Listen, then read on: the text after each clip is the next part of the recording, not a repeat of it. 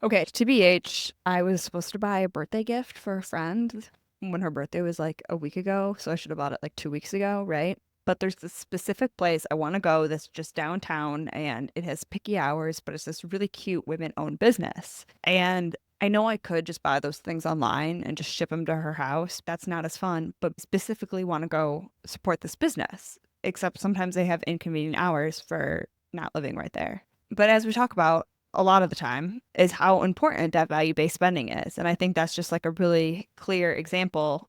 I am mad about being late on this birthday gift, but it's really important for me to, if I'm going to spend that money on a gift, to buy it from a women-owned business. And I even do this very specifically with my nieces. My nephew, he's still kind of young, where it's like you have to buy the thing, the Legos or whatever. If it's like makeup or a t-shirt, I really ensure it's like a woman-owned business. I ensure that card's in there. Like I am projecting this onto them and I 100% admit to it. But it's so important because we talk about how it's kind of voting with your money and we spend, let's say, 40 hours a week earning that money. I want to only give it to people who want it, are going to honor it, are grateful for it, all those different things. And that could be either a product, I guess, or professional service as well. But I think you also need to know what those values are, which I don't know if people sit down and pencil out.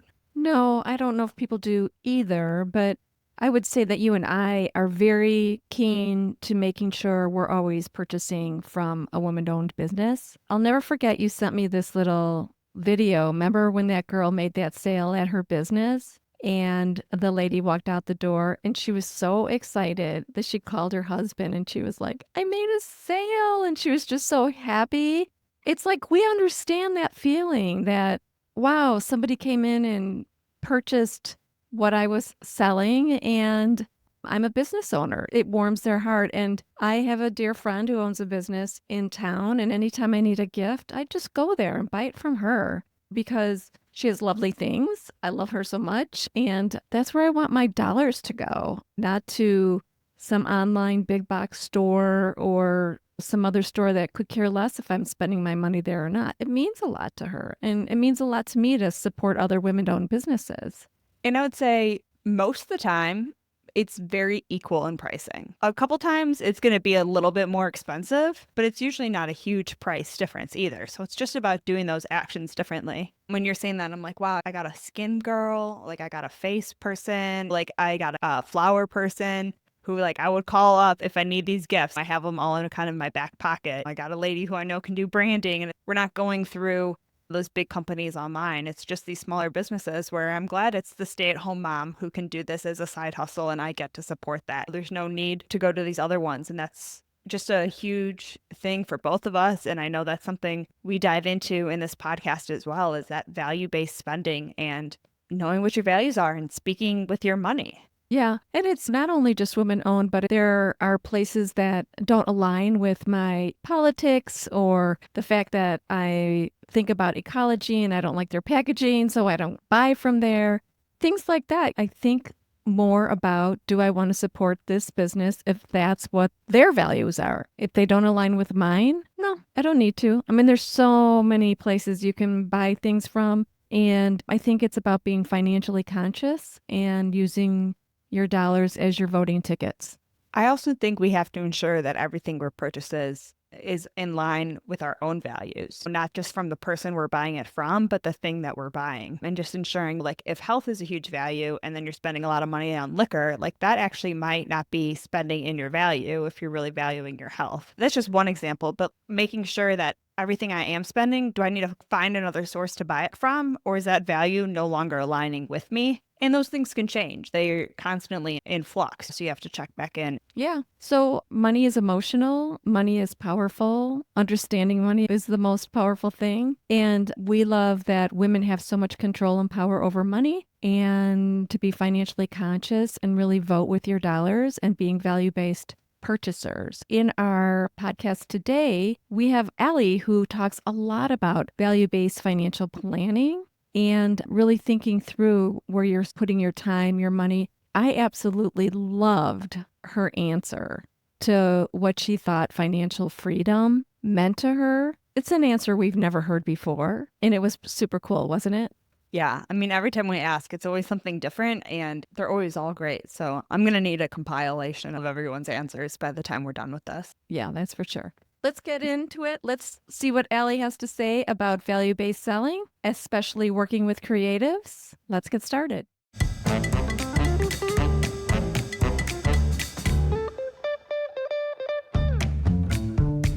Gloria Steinem once said, "We will never solve the feminization of power until we solve the masculinity of wealth." Barbara Provost and Maggie Nielsen are the team at Purse Strings that will help you navigate the ins and outs of financial independence so that you can be financially fearless. This is Women in Money, the shit we don't talk about. Allie, thank you for coming on the show today. I am so excited, or we both are, to have you here.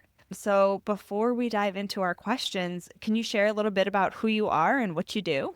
Yeah, thank you so much for having me. I'm excited to be here too. I am a financial advisor and wealth manager, and I came to this career by way of being a theater artist, an actor, a director, a musician, and also a longtime yoga and meditation instructor and student. So naturally, a financial planner next. You're right. Naturally.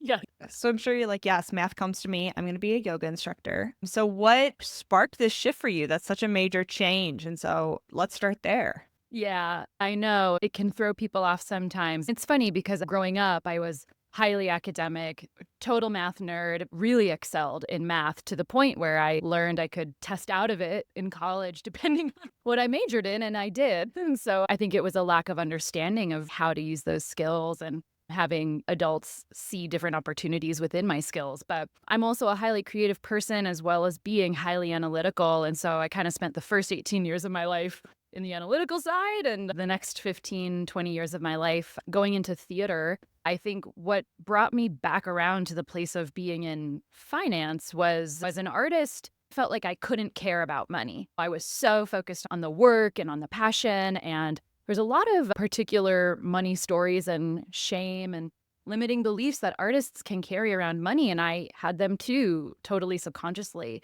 The big shifting point that made me reevaluate what was and wasn't working in my life. So much of it, I realized after some deep root cause analysis, could be traced back to a lack of prioritizing my own financial stability. The realization then was financial stability isn't just about security, and it's not selling out to care about having financial stability. That sense of safety and security is the thing that underlies creativity, freedom, choice, risk-taking, and the things that I really love. I ended up looking to make a career change and solve that problem, and finance actually found me after some tough COVID days of job seeking with a very unique background. My network actually, as it's shown up for me my whole life, someone in my network who knew me pretty well worked for a large prestigious insurance company and saw an alignment for me. And I was pretty skeptical at first, having lived in kind of the counterculture for so long. But really, when it came down to it, I realized there was a lot of alignment and opportunity in the financial sector that made sense with my background. I've been a social justice facilitator and activist my whole career. And so I saw a lot of opportunity to continue to serve people who are underserved, make an impact, which is what drives me as an artist, and stay an educator. I've been an educator my whole life, and I'm just so passionate about using accessible education to empower people. And so I'm like, actually, that all works when I look at this new industry, and I can stay a business owner. So after my first year, I actually won the Rookie of the Year award for the state of Colorado. Oh, that's awesome. That's awesome. I just was like, maybe there's something here worth pursuing. I'm enjoying it. Yeah, I just kept learning and growing and pushing through the system toward independence and autonomy. And now today, I have my own 100% fully independent, myself-owned firm, and kind of brought it full circle in that I love working with women, entrepreneurs, creatives who are also driven by impact and recognize that money can be a really powerful tool for change. So kind of a crazy journey. I love it. I love it because you would think polar opposite one from the other. What's interesting is the fact that you were so math oriented that you decided to go into the creative space. That's interesting too. I think those money stories that so many artists get, so many creatives get of why are you going to go to school for that? You're going to make no money. You're going to be the starving artist. Or do you want finances or do you want art? And follow your passion. It's never both. And so just through movies and media, I've never been like the creative one. So that's never been my route. And so it's not like someone's telling me don't do that. But I know so many people who I'm always impressed that they keep following the art because so many people pull them down along the way and say that's never going to happen and somehow it's just going to be big. And I think those money stories are really hard to overcome. And I'm glad that you were able to do that and see that and then can help those creatives moving forward. Yeah, I see a real opportunity in the business, but also kind of in my passion outside of the business to be this bridge that speaks both languages. I've lived in the starving artist and I lived in those shoes for 15 years and I understand it. I speak the language, they're my people. And I have the capacity to understand highly analytical concepts and jargon. And so I just think there's a real opportunity, not just for creatives, women, highly sensitive people, neurospicy people. How do we break down these concepts that are made so impossible to understand and attain? Like, I think I subconsciously just wrote off seeking out financial advice because it just didn't seem like it was for me. And it's a shame because if someone would have told me what a Roth IRA was when I was in my 20s, I had good savings habits. Like I was good with my money because I had very little of it. So I had to be really mindful of it. And I had really good savings habits when I was able to put money away. And I just didn't know. I didn't know what I didn't know and didn't feel like I could ask. But it was all very subconscious. And so now I've had so many conversations with other creatives and working artists and working on a side project that really just supports that nuance of being a creative professional in a society that often undervalues our work and the very tricky balance of what happens when you monetize the thing that you love. Again, that's not a conversation that's really at the forefront of like people going into the arts as a career. And what happens is that like hardship, joy can really get buried. And so I think it's just important to be able to support our creatives. I think they're such a critical foundation of our society and of our culture. And if they're not getting the support they need to keep doing the things that they're doing, which includes financial literacy and education and all of that guidance, then I see that as a larger societal issue. You know, when you say, I just didn't think that was for me, it's just so telling for so many women because we don't see financial services or the products or what we see on television standing by the ticker, us, right? We don't think it's for us. I felt that same way. I remember saying to somebody, well, who's that product for? And they're like, for anybody like you or me. And I'm like, oh, for me? I had no idea that was a product for me because none of those products ever spoke to women. They weren't marketed to women. They didn't share with women how that can help advance their investing and things like that. So it's so wonderful to have you and other financial professionals like in our membership who are providing all this amazing financial literacy that's for everybody. Everybody needs to know it. It's a life skill. So do you work with a lot of creative entrepreneurs as your clients now? And being in that same space, what's different or unique about sharing finances and investing with them? Yeah, I work with, I'd say, creative and service-based entrepreneurs primarily. I have another kind of a quarter of my client base are like tech executives. I think the commonality is the impact piece. Everyone wants to be intentional with their money. They care about how things feel, including the relationship with their advisor. I spend a lot of time honoring the emotional side and the tactical side of financial planning. And so people who work with me are drawn to that. They're drawn to the fact that I do more than just deliver a paper plan and say, good luck, call me in a year. But the fact that I'm really showing up like as a partner, as a coach. And so I think that is one of the things, like the creatives and entrepreneurs, let's be real, there's so many commonalities between those two camps of people, is that like they can be more highly sensitive. I'm a highly sensitive person myself. And so I think, again, money is so emotional for the consumer. I'd say mostly emotional. It's my job to compartmentalize that emotion and be able to have that objective and neutral eye looking at things. But I think where there's a gap in traditional advising approaches is that there's no seat for emotions at the table. And if someone's not able to receive that advice because of their emotional state, the plan falls flat, it doesn't get implemented, and then how are you making progress? It's not that we want our emotions to be driving our choices, but I think they need a seat at the table so that they have space to be heard. So in that way, we can just like come back to a more regulated and centered place in our brains and in our bodies so that we can then start to actually receive the information, learn and process, and then feel empowered and excited to take action. So I think that emotional piece is something different with some of my clients that, again, I think everyone has emotional relationships with money. I think some of my clients are maybe just a little bit more aware of it and have a higher value on an advisor who's able to hold space for that side of it as well. From a tactical approach, creatives, self-employed people, entrepreneurs, right? Their income is irregular. That was another thing, right? I never had a steady paycheck like in my life. I had 1 year and it was while I was in finance as I was like a paraplanner at a firm. So I was like 35 by the time I had my first job and I hated it. And so I never knew how much I was going to make that week or that year.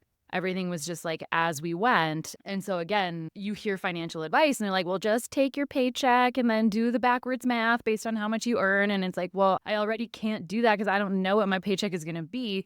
So again, I think a lot of people like opt out and it's like, it's not for me. I'll be real. Everyone loves a reason not to work on their finances. Yeah, for sure. Yes. So I think with that, I've been studying and facilitating trauma-informed care for about a decade now. And so much of that is about creating safety and then helping people find their ability to choose again. And so I think when we're dealing with fluctuating income, it's easy to outsource the power. I don't know, and so I can't plan. So the way that I like to work with it is reverse engineering so that it puts the client in the place of the driver's seat. And so really it's about reverse engineering. It's figuring out, what do you need? What are your expenses? What is the cost of the lifestyle that you want to have? Sometimes we can start off with like what's basic, what's comfortable, what's ultimate. You can kind of have your own tiered goal approach, but figure out what you need. Start with your own personal, and if you're a business owner, business expenses, and understand what your monthly number has to be.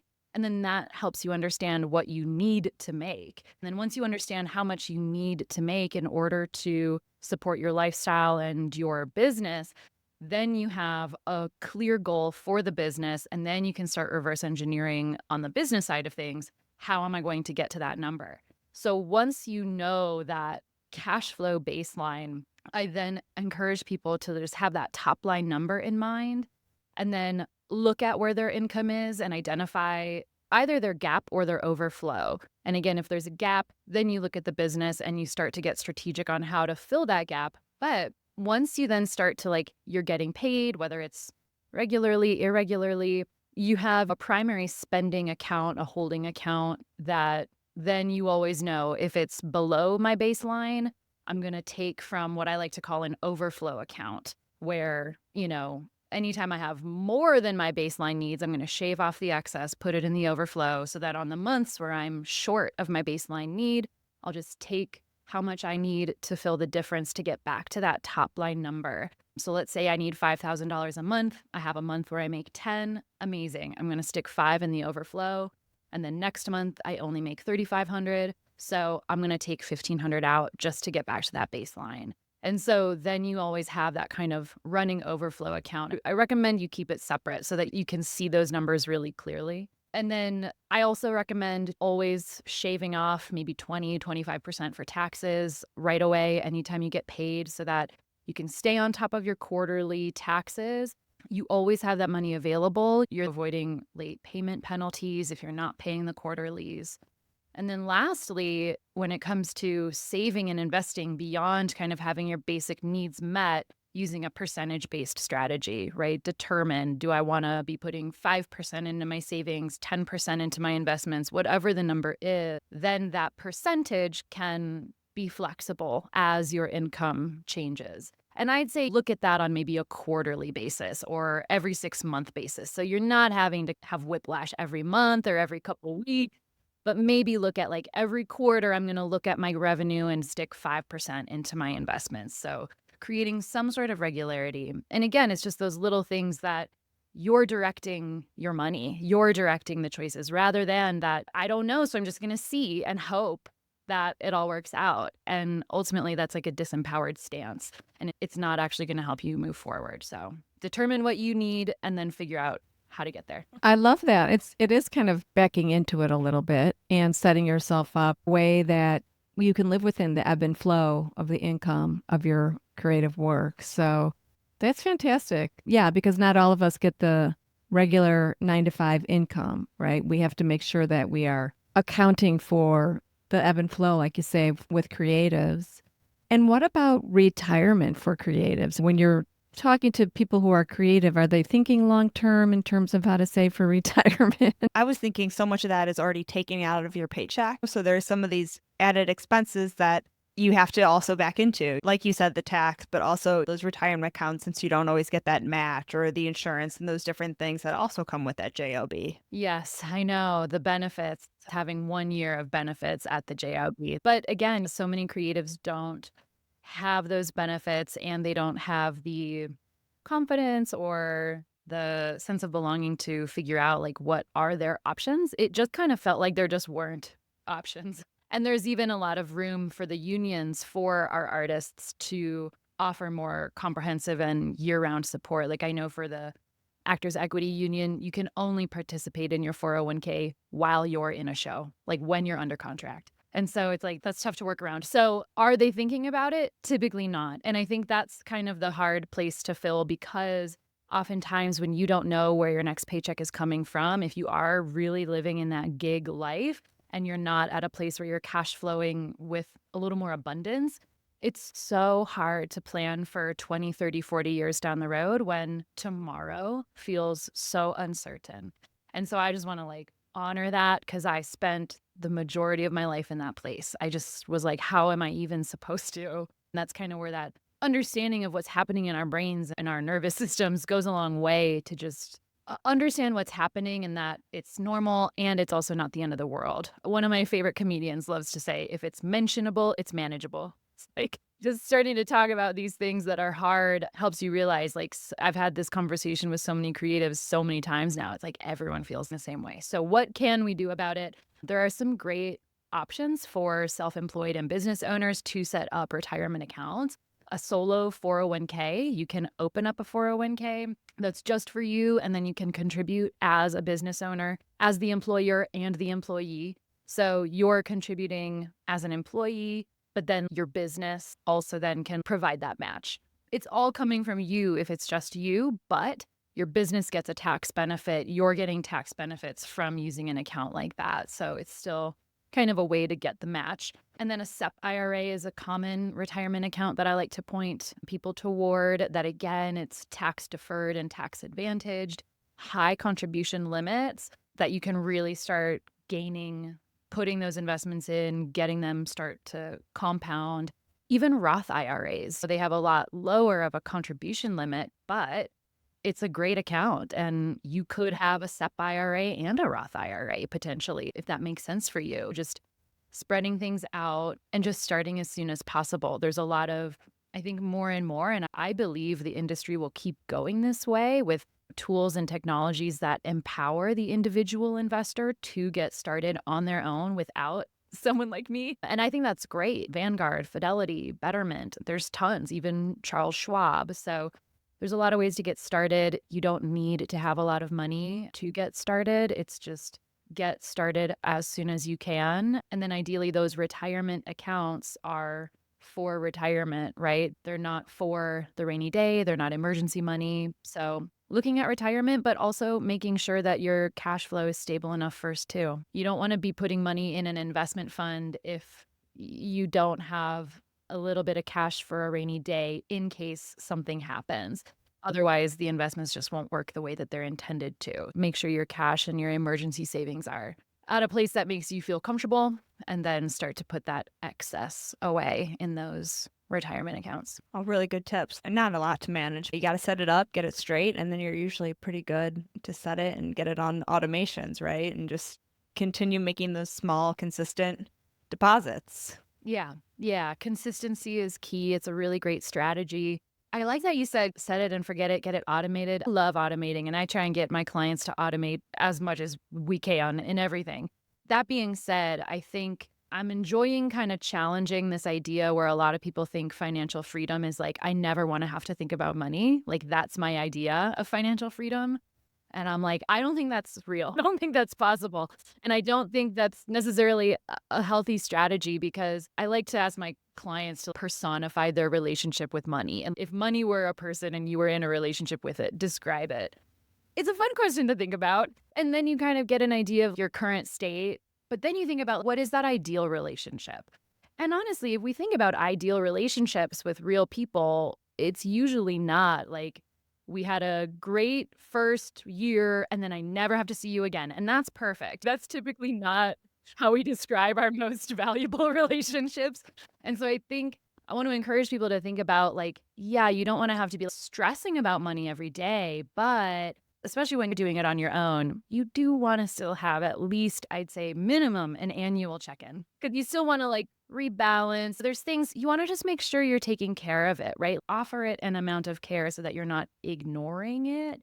But I'm just starting to like speak up a little bit more about encouraging people, where it's like, don't ignore your money. That's not necessarily the ideal place to get to, a place where you're comfortable checking in and it's not a bother, and it's okay to think about it because it's working for you and that's exciting. We just don't have to remember it's the 10th, so it's due today. We can check it on our own time. Absolutely. Yeah. Make it work for you. Again, like, keep yourself in that seat of control. You're driving the bus. Yeah, it seems like when people feel out of control or it's not for me, things like that, once you work with someone like you, Allie, a really good financial professional who's kind of been in your shoes before, especially with the creative environment and the flexibility and not having a standard paycheck, but really putting a process in place, I think there's a lot of relief knowing I understand how I can put a process in place that can work for me. And it takes baby steps, right? But you just have to keep going. And then finally, you're on this path, this trajectory that's like, hey, this is working for me. And now I like to go look at my money instead of I hate to go look at my money, right? Yes. Yeah, absolutely. Positive reinforcement. And I think that's critical. Like you said, the baby steps. We got to start small. We got to start actionable and understand that we're not going to get it all done in a day. And that's okay. It's a process, and your life is going to change, and that's going to change the plan a little bit. And so entering into it with an understanding that my meetings with my clients are called progress meetings, because it's about making progress.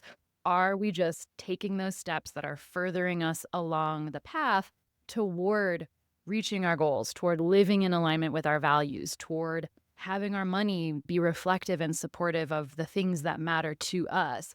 There will probably never be a day where we can fully check off the list and be like, we're done, because life changes all the time. We got to stay flexible and resilient and just present to it. So for me and my clients, it's just about continuing to take those small, actionable steps forward. And then to your point, Barb, it reinforces the confidence, it reinforces the empowerment, it feels good. And then you want to keep doing more of that. So a lot of that behavioral science and just helping people overcome that fear and anxiety of taking action, because ultimately taking action is the thing that makes them feel better and makes more progress. Yeah, all good stuff. And so I know you use this values-based approach to financial planning, and I feel like we've touched on this a little bit, but can you explain really what that means and how it helps your clients align their money with the bigger life and their career goals? Yeah, I think this really comes from finance not being my first career and just how I look at it. In my opinion, financial planning should be life planning. It should be your life and what matters most to you in your life, your values, your priorities. That should be at the center of the plan. Your money should be working so that you are living in greater alignment with your values. You are achieving your goals. Your money should be a reflection of what matters most to you. Again, that helps people like their money more, as it's no longer this thing that's like, this separate entity that feels scary and icky, but it's this thing that we're creating alignment with the things that truly matter most to us. And so, from a behavioral perspective, I think that helps people get excited and emotionally connected to their financial plan, which supports action and implementation.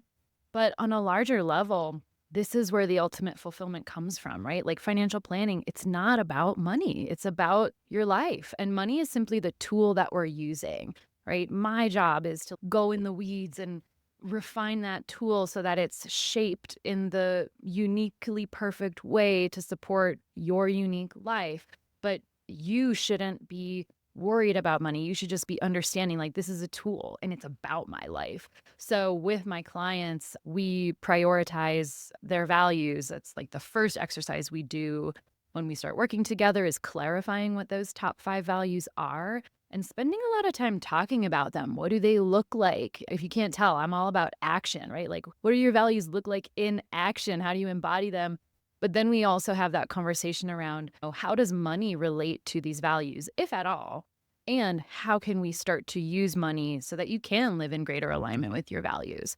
Is it health is your number one value? Great. How does money fit into that? Is it freeing up cash flow to support your gym membership or alternative health that your insurance isn't going to pay for? How do we plan around that? Or giving back. I work with a lot of philanthropic and impact-minded people, right? So again, how do we start to make choices so that we are directing your money towards the things that are giving you financial efficiency and growth and a sense of personal fulfillment? And I love you guys are so focused on women. What I love about working with women investors is that women are statistically more likely to give back, to put their money back into their communities. And so it's so exciting working with women who are ready to take that step and want to do that. As an impact-driven person myself, working with people who also want to make an impact with their wealth, it increases my impact. And so I just think it creates more fulfillment all around. We talk about like financial freedom, financial success. And I think when you really know what matters to you from like a personal values level, sometimes you might even be able to realize, oh, wow, I'm actually already living within my realm of fulfillment, even though the number doesn't maybe match what I thought it would be for my definition of financial freedom or success. Like I had that moment last winter. I did a review of my own values and priorities and really distilled what success means and looks like to me, because I can still get too wrapped up in a number as my definition. It's so hard to get away from that tactical measurement. And when I did that exercise, I'm like, wow, I actually already have like everything I really need. Could there always be room for more? Yes, I'm a dreamer to the max. So yeah, there's always room for more. And I think when we can just distill it down to the essence of what actually matters to you, it just creates more fulfillment and reduces a lot of overwhelm and comparison analysis, decision-making paralysis. Because like my clients, for example, one of them got an amazing job offer from a very big tech company, and it would have been a relocation from New Jersey to San Francisco. She calls, she's like, oh my gosh, I can't believe I got this job. We would have to move. Should we sell our house? I don't even know, should I take this? Like all these questions, right? Overload. The first question I asked is, will taking this job help you live in greater alignment with your values? Because when we use our values again, it's an empowering stance. You know what matters to you, and you know what is going to feel in alignment for you. And so it keeps you at the center of your plan rather than someone else who's using some strategy that they won't stop talking about. And then you're like, should I be doing that? Is that for me? And again, if you come back that first question, well, will it help me live in greater alignment with my values? If the answer is no, I say move on. Go find another strategy. There's plenty of ways to build wealth. There's no reason to compromise your values and your priorities in order to do that. Yeah, that's good stuff. And life's short. And I think there's a lot of times where it's like someone passes and then we get recentered of like what's important to me.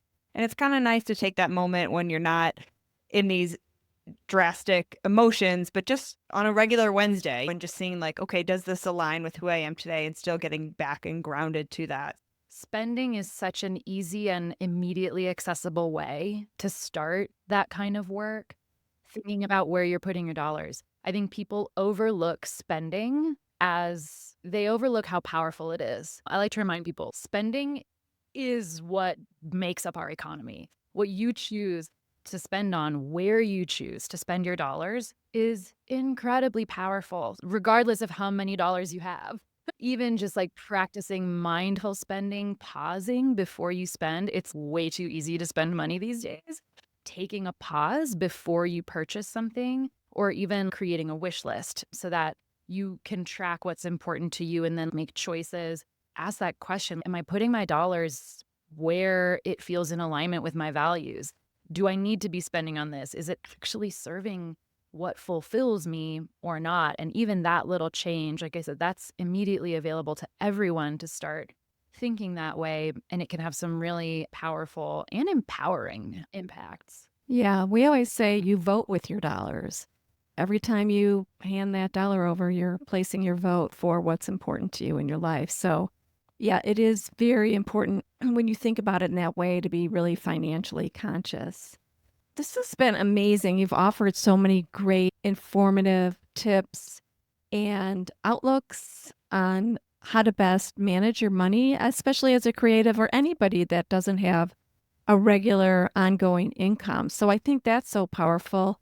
I would love to close out this session with a question that we ask everybody. And it's, what is your own definition of financial freedom, Allie? Yeah.